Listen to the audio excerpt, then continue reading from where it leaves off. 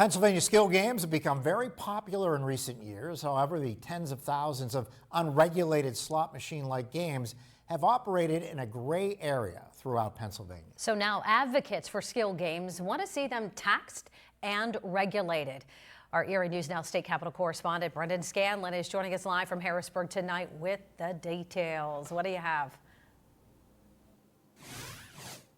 Hey there, Mike and Eva, good evening. So yeah, state lawmakers have really been trying to resolve this issue for a number of years, but with strong and competing lobbying and advocacy efforts by both the casino and skill game industries, it's sort of left the operation of these machines in a bit of a legal limbo.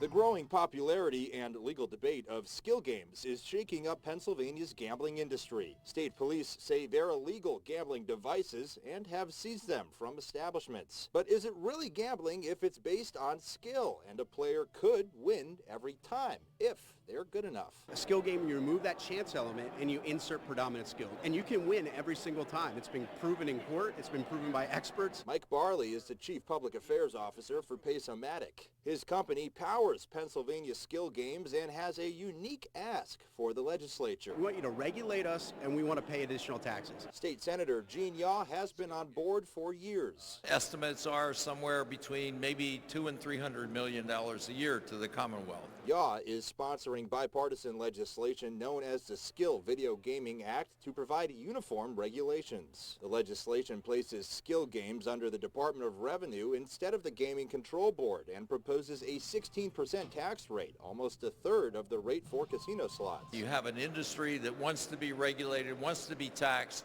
and we need the income from it. Business owners with the Pennsylvania Taverns and Players Association say they also need the income from it. They make a huge difference in our community. Kelly Scott says skill games provided supplemental income during a challenging time. A lot of our bars were at the point where they were going to close. Some of those locations now have been able to hire more employees. They've remodeled. But critics say they're taking money away from the PA lottery and from seniors. You go in the convenience store and you see a skill game and a lottery machine, put the money in a lottery machine. You know you're helping seniors. It's absolutely something that state has got to address. These machines are draining millions, tens of millions, hundreds of millions from older Pennsylvanians who rely on the lottery.